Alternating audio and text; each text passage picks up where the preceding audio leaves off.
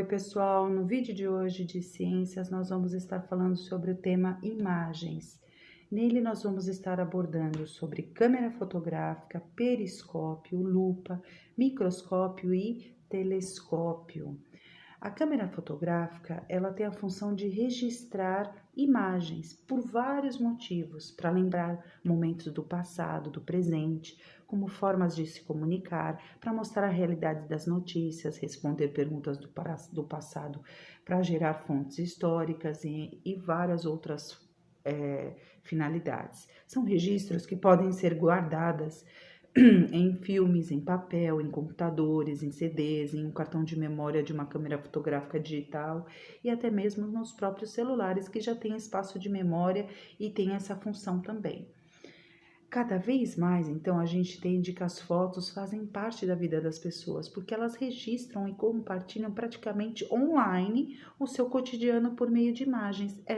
E ela usa as redes sociais, por exemplo, Facebook, WhatsApp, o Instagram, para as reportagens, são os Twitters, os YouTubes da vida, né?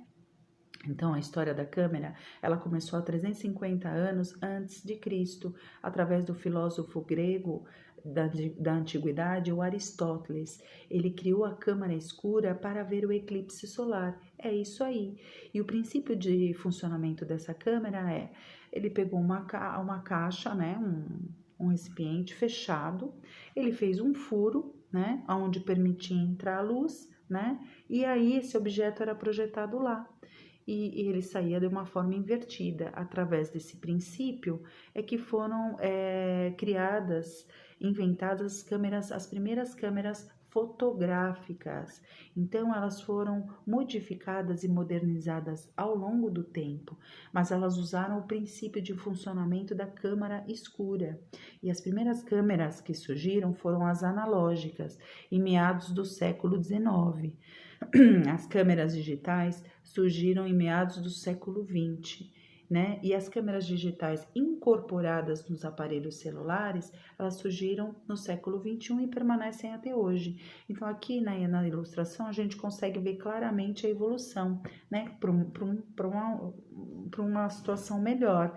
Então, os aparelhos, as câmeras fotográficas, elas são mais compactas, têm uma resolução melhor, ela tem várias funções de aumentar, diminuir, fazer foto panorâmica, dar efeitos, né? Enfim, várias funções.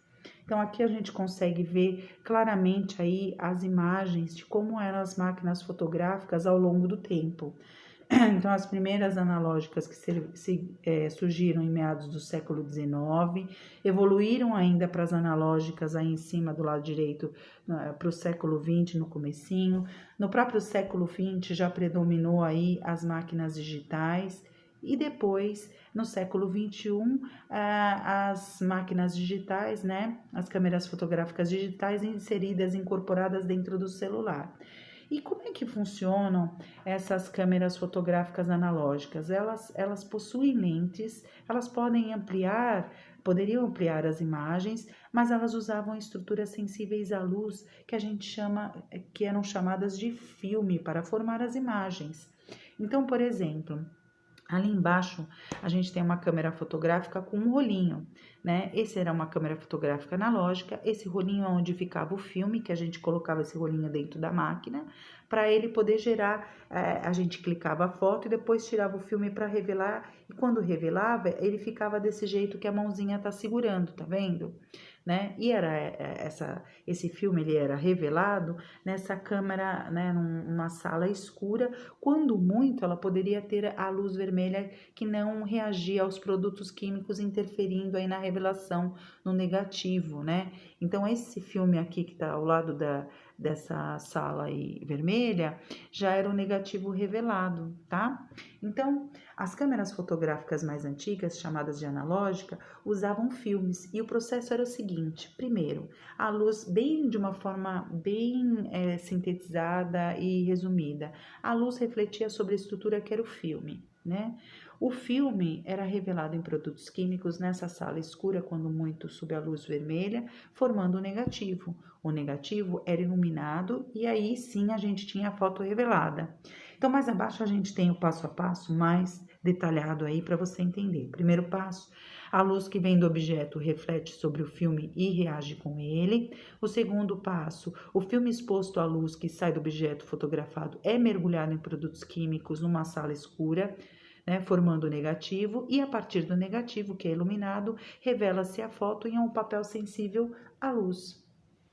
E como funcionam as máquinas fotográficas, as digitais? Elas não usam filme, como nas analógicas. No lugar do filme, existe um sensor que faz a captação dessas imagens, codifica isso e imediatamente já transforma em imagens coloridas, né, para o fotógrafo ou quem tirou a foto. Então, essas imagens depois elas podem ficar guardadas na própria câmera, no computador, podem ser impressas. Bom, falando agora sobre o periscópio, que é de olho na superfície, só para você entender aí nessa mensagem. O periscópio é um exemplo de equipamento para observação de algo muito pequeno, de algo que está distante. Então, é usado geralmente para submarinos, pela tripulação, como a gente pode ver na ilustração. Ou seja, quando o submarino está mergulhado no mar, ele pode saber o que está acontecendo na superfície usando esse aparelhinho, o periscópio. Então, como que funciona um periscópio? Ele está relacionado à existência de dois espelhos internos, como a gente pode ver aí nessa ilustração. O segredo está na inclinação desses dois espelhos, né? Então, e a forma como eles são colocados em relação ao outro. Então, falando mais no detalhe, olhando para uma outra imagem, o espelho 1 forma a primeira imagem, capta a primeira imagem. Já o espelho 2, que está em frente aos olhos do menino, forma outra imagem dessa primeira que foi gerada lá em cima. A imagem formada pelo espelho 2 é vista pela pessoa que está usando o periscópio. E a linha tracejada que a gente pode ver aí na ilustração, né, mostra de onde parece vir a luz que alcança os olhos do menino, ou seja, onde se formaria a imagem. Logo, o menino pode observar a árvore que está do outro lado do mundo, mas atenção, numa posição mais abaixo que se encontra a árvore e mais distante. Então, da mesma forma, acontece com o periscópio. Lembrando que os mais modernos hoje têm outros benefícios, tem lentes de aumento, né, no seu interior e que por isso formam imagens mais nítidas, as quais podem ser ampliadas para que sejam observados mais detalhes. E esses aparelhos ópticos visuais, né, que são visuais, também são acoplados a computadores, né? Então, tem o computador ligado a esses aparelhos visuais, que permite arquivar, guardar fotos ou vídeos de cenas observadas que são importantes para os estudos. Bom, agora falando sobre a lupa, são lentes de aumento para ver o que está bem pequeno. A lupa é o primeiro instrumento capaz de formar imagens ampliadas, aumentadas de objetos pequenos e principalmente para ler letras muito pequenas de textos variados, como a gente pode ver na ilustração. É considerada a forma primária do microscópio, por isso era chamada de microscópio simples. Para que a lupa funcione bem, né, como lente de aumento, é importante você fazer o uso correto. Ela deve ser colocada bem próxima ao objeto que você quer enxergar e não ao olho, bem próximo ao objeto para você ter esse aumento. Mas por que será que a lupa é capaz de formar imagens aumentadas? Primeiro, porque utiliza materiais transparentes, que são vidro ou acrílico, né? E porque são formadas por lentes convergentes, né? Que produz uma imagem virtual na lupa e ampliada, aumentada do objeto. O que seriam essas lentes convergentes? São lentes que têm a características de convergir, de unir os raios solares, né, os raios de luz, que não necessariamente precisa ser do sol ou do ambiente, em um ponto específico, né? Então, os raios de luz passam pela lupa e começam a convergir, a se unir em um ponto, como a gente pode ver ali na ilustração, quer dizer, eles se cruzam e ali é conhecido o foco, onde dá a leitura. Tá? Então, a lente convergente, ela tem como principal característica unir os raios de luz para que eles se encontrem num ponto onde é o foco, onde a gente vai ler, vai ver, né? Então, e além disso, a gente também tem que no meio a lente tem uma espessura mais grossa do que as bordas, tá? E vamos falar sobre o microscópio. Então, o microscópio é um conjunto de lentes para ampliar imagens. Ele é montado com duas ou mais lupas dentro de um tubo, como a gente pode ver aí na ilustração, com distância entre elas, né? Dessas lentes, dessas lupas, para focalizar objetos distantes ou próximos. E ele é feito com mais de uma lente. A lente que fica mais próxima dos objetos, né? Ela se chama lente objetiva, como a gente pode ver ali na imagem. Já a lente que fica mais próxima dos olhos, ela é chamada de lente ocular, e desta forma foi construído o primeiro microscópio. Já o telescópio é a primeira luneta, que seria um primeiro tipo de telescópio, né? Então, o telescópio surgiu a partir de uma primeira luneta.